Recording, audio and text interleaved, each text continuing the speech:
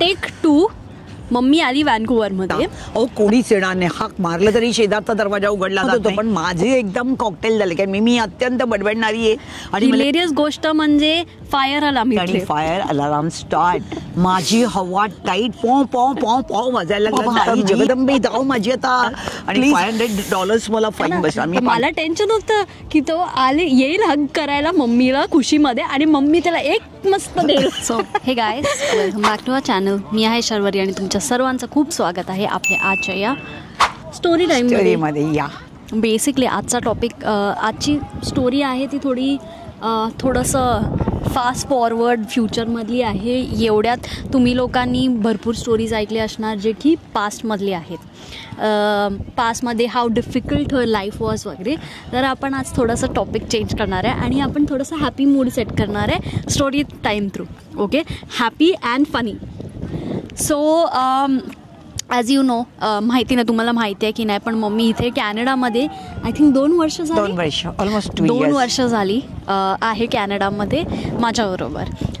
तर या 2 वर्षामध्ये भरपूर फनी स्टोरी झालेल्या आहेत. मम्मी आली व्हॅन्कुव्हरमध्ये मी राहिली. मी एकटी माझं अपार्टमेंट होतं. सो कोणीच नाही बोलायला, काय नाही. तर मम्मी कसा एक्सपिरियन्स? हो, आता मी जेव्हा व्हॅन्कुव्हरमध्ये आले ते तो अमेझिंग होतं. या अपार्टमेंट्समध्ये जी स्टॅनली पार्कला शर्वरी होती ते अत्यंत म्हणजे सुंदर होती, पण शांतता. कोणीच येणार नाही, हाक मारलं तरी शेजारचा दरवाजा उघडला जात नाही. कोणी रस्ता दिसत नाही. लिफ्टमध्ये उतरताना दिसली तरच माणसं. रस्ता पूर्ण निर्मनुष्य. वरून डोकावून बघितलं काचेतनं, कारण सगळे वॉल काचेचे आहेत, सगळी घरं प्लायची आहेत. त्याच्यामुळे फक्त रस्त्याने नगण्य माणसं, किंचित कधीतरी एखादा माणूस दिसला तर. आणि पूर्णतः शांतता. आणि ही तर बघावं ते रामशिवा गोविंदा, चुप्प बसणे माझा धंदा. त्यामुळे हिला ते जमत होतं, पण माझी एकदम कॉकटेल झाले कारण मी अत्यंत बडबडणारी आहे आणि मला 100 लोकांना भेटण्यात खूप आनंद असतो. हो, आणि इथे मम्मीला मी कोंडून ठेवलं कारण इथे म्हणजे जास्त ओळखीचे नव्हते, आहेत ते पण लांब राहतात. तर त्यामुळे दिवसभर मम्मी घरी एकटीच. आणि त्याच्यात सगळ्यात इम्पॉर्टंट म्हणजे सगळ्यात जी अशी हिलेरियस गोष्ट म्हणजे फायर अलार्म. इथले जे इंडियन असतात, इंडियनसाठी फायर अलार्म म्हणजे एक असं एकदम खूप काय बोलतात भीतीदायक गोष्ट, डेंजर सिग्नल. भीतीदायक गोष्ट. आली मम्मी तिथे. आता टोरंटो मध्ये जेव्हा आम्ही होतो तेव्हा टाउन हाऊस होतं, तर त्यामुळे ओपन स्पेस असल्यामुळे फायर अलार्मचा कधी जास्त प्रश्न नाही आला. तर मम्मीचा काय, आणि एवढी लोकं होती तर इतकं काय म्हणजे घाबरणारी गोष्ट नव्हती. पण इथे मम्मी एकटी.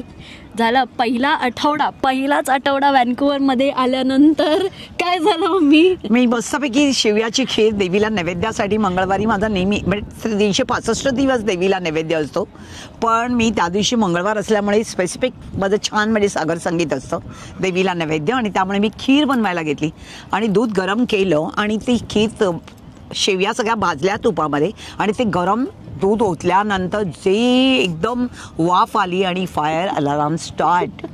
माझी हवा टाईट पॉ पॉ पॉ पॉ वाजायला लागल्यानंतर मी ताबडतोब गॅस बंद केला. त्या ह्याच्यावर शेवयाच्या खीरवर झाकण ठेवलं, पण अलार्म काही थांबेना. विंडोज ओपन करणं तर 1 ते 1.5 इंचच विंडो ओपन होते, त्याच्या पुढे विंडो ओपन होत नाही.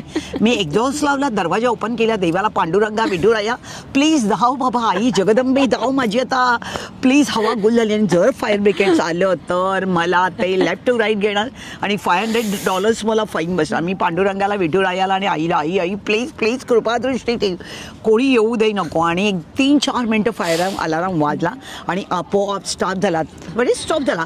तोपर्यंत मी दरवाजावर अशी उभी, दरवाजे सगळे स्प्रिंगचे आहेत, असं हल्लो की दरवाजा बंद होतो, पण मी त्या दरवाजाजवळ स्टॅच्यू सारखी उभी राहिले आणि तो दरवाजा ओपन ठेवला आणि देवा प्लीज प्लीज प्लीज मला मदत कर. आणि खरंच 3 मिनिटामध्ये अलार्म थांबला. आणि हा माझा पहिला अनुभव की माझी हवा भयंकर टाईट झाली. आणि मी संध्याकाळी आली ऑफिसमधनं, मम्मी मला सांगते इन्सिडेंट फायर अलार्म झाला आणि माझी हवा टाईट झाली.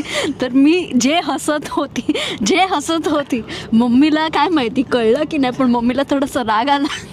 हो, राग येणार ना डेफिनेटली. मी सिरियसली तिला सांगते की शर्वरी असं झालं गं, मला एकदम भीती वाटली. आणि फायर ब्रिगेड झालं तर मी त्यांना एक्सप्लेन काय करू, कारण ते इंग्लिशमध्ये बोलणार. आणि इमिजिएटली फायर अलार्म स्टार्ट झाला रे झाला की इमिजिएटली संपूर्ण बिल्डिंग खाली करावी लागते. आणि मी 8th फ्लोअरला राहते आणि बिल्डिंग आहे 28 फ्लोअरची. म्हणजे माझ्यावरच्या लोकांना किती ताण पडा, मी त्या 8व्या मजल्यावरना खाली जाणार, ह्याचं मला जास्त टेन्शन आलं. पण God knows, thanks to God, कारण त्यांनी मला 3 मिनिटात तो अलार्म स्टॉप झाला. आणि माझी म्हणजे इब्रत आहे ना, इज्जतची बेइज्जत झाली असती. त्याच्यामुळे मी देवाचे लाख लाख शुक्रिया म्हटलं. पण ती बाई इतकी मॉडेल लिपस्टिक लावते, काय एकदम शायनिंगमध्ये जाते आणि बाई एकदम अढाण्यासारखे, मुन्याबाई MBBS सारखं करते, म्हणून जास्त टेन्शन्स होतं.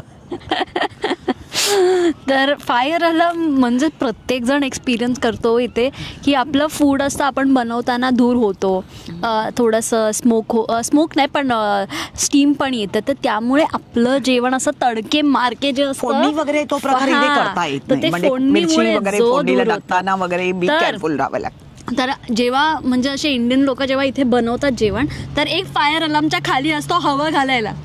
का? कारण धूर आला, फायर अलार्म वाजण्याच्या बदली हवा घालत बसा, म्हणजे फायर अलार्म डिटेक्ट नाही करणार. तर ते इथे खूप असं फनी असतं smoke alarm. But jokes about actually म्हणजे कसं आहे की इतक्या लांब आल्यानंतर कल्चर वेगळं आहे, पण mummy has adapted very well to the culture. तुम्ही मागे पण बघू शकतात आमच्या की आहेत सगळे असे फॉरेनर्स, तर त्यामुळे तिने अडॅप्ट चांगलं केलं. सो इथे व्हॅन्कुव्हरमध्ये असताना मी डिसाईड केलं, दिवाळी होती तर तेव्हा मी डिसाईड केलेलं की माझ्या ऑफिसमध्ये ना दिवाळीसाठी सगळ्यांना आपण एक इंडियन मील आपण देऊ म्हणून. तर ते मम्मीकडनं खास बनवून घेणार होती मी, कारण इथे लोकांना सांगितलं ना इंडियन फूड, त्यांना एकच गोष्ट माहिती आहे, काय मम्मी? Butter chicken.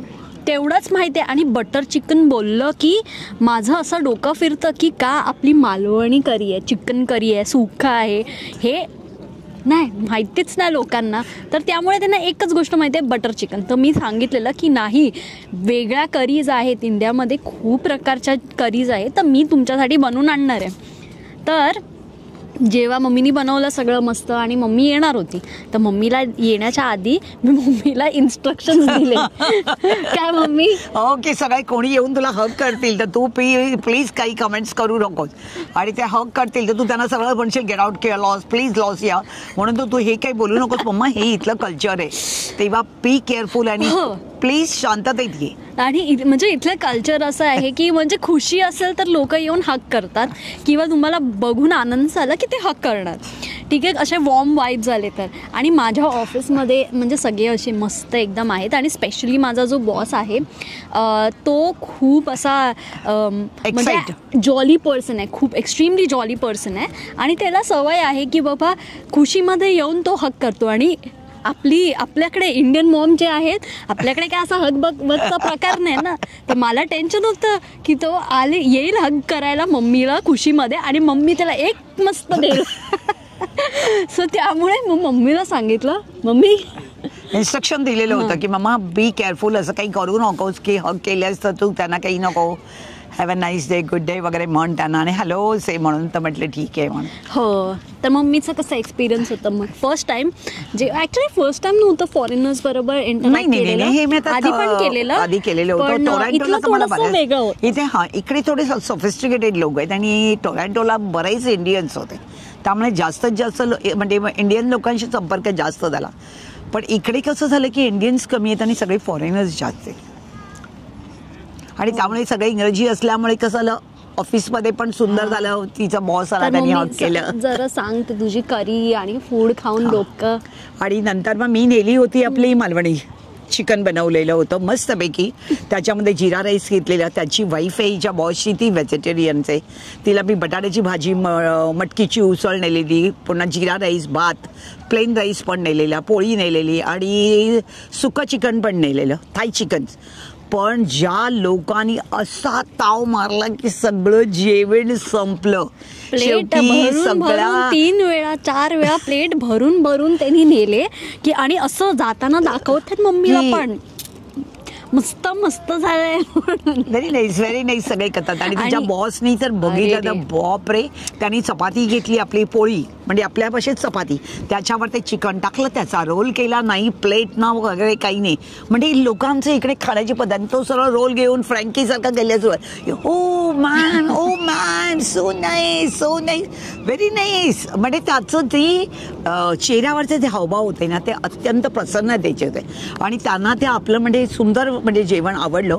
आणि थँक्यू मॅम, थँक्यू म्हणजे त्यांनी एवढं अप्रिशिएट केलं की, आणि बिचारे जाताना पण मला भेटायला आले.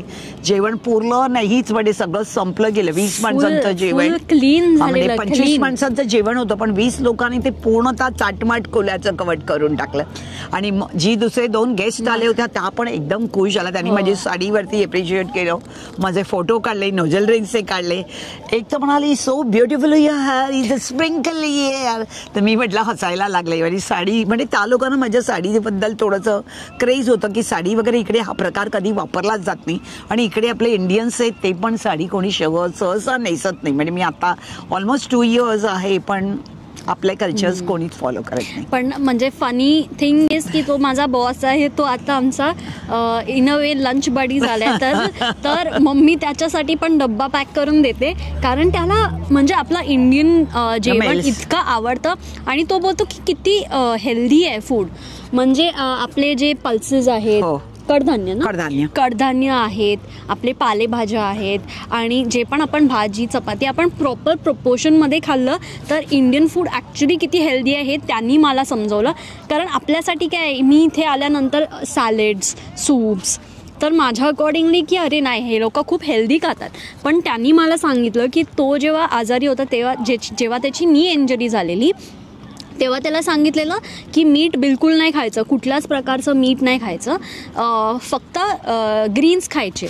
ओके, तर तो व्हेजिटेबल्स रॉ खायचा, पण त्यांनी पल्सेस पण खाल्लेले त्या ह्याच्यामध्ये. तर तो बोलला की माझं 1 महिन्यामध्ये 5 पाऊंड कमी झालेलं वजन, which is like huge deal. तर त्यांनी जेव्हा हे सांगितलं, आणि प्रत्येक भाजी म्हणजे मम्मीनी दिलेली, कुठली भाजी मम्मी, शेंगाची भाजी दिली त्यांनी खाल्ली, कैफुलाची भाजी त्यांना अत्यंत आवडली, लाल माठ दिला, प्रत्येक अत्यंत आवडला, ग्रीन माठ दिला, गवार दिली. म्हणजे इतकं आनंदाने ती व्यक्ती खाते. आणि रोज शर्वरी जेवायला बसली की शर्वरीच्या डब्याकडे येणार, शर्वरी इंडियन फूड घेऊन. आणि मग ते मी रोज सांगितलं की बाळा त्यांना पण एक पोळी दे, भाजी दे, सॅलेड्स दे. आणि तो नेहमी चातकासारखी वाट बघत असतो की तुझ्या मम्मीने मला काय दिले. आणि सगळ्यात महत्त्वाची गोष्ट म्हणजे त्यांनी सांगितलं की जर मला असं व्हेजिटेरियन फूड मिळत असेल ना, मी व्हेजिटेरियन बनायला तयार आहे. मला मीट चिकन विकन काहीच नको, मी व्हेजिटेरियन बनीन, which is a huge compliment. तर हे म्हणजे सांगणारी गोष्ट आहे की आपलं जेवण आहे इंडियन खरंच खूप हेल्दी आहे, आपण प्रॉपर खाल्लं. हे आजकाल स्ट्रीटवरती चीज मारून क्रीम, मेयोनीज काय काय टाकतात सगळ्या जेवणांमध्ये, जे की ॲक्च्युली गरज नाही आहे. आपलं जे रोजचं साधं सागर संगीत जे साधं जेवण आहे ना, अत्यंत चांगलं आणि रुचकर आहे, आणि पचायलाही हलकं आहे, आणि आपल्या हेल्थसाठी खरंच चांगलं आहे. हो, आणि आमची होम शेफ, मास्टर शेफ तर आहेच, तर त्यामुळे आम्हाला काय चमचमीत तर दररोज डब्बा येतो, तो त्याच्यासाठी पण जेफसाठी पण. तर तो वाट बघत असतो, चपाती आपली पसरवतो, त्याच्यामध्ये जे भाजी दिसेल टाकतो आणि फ्रँकीसारखी खात होतो आनंदामध्ये. तर खूप खूप मस्त आहे. तर आता बराच वेळ झाला म्हणून आम्ही इथेच हा व्हिडिओ स्टॉप करतोय. हो, आता म्हणजे खूप मोठी झाली आहे व्हिडिओ, बरीच मोठी. तुम्हाला आवडली आहे का आजची व्हिडिओ ते आम्हाला सांगा. असे फनी स्टोरीज तुम्हाला अजून ऐकायच्या असतील तर आम्ही करू, अजून व्हिडिओज करू.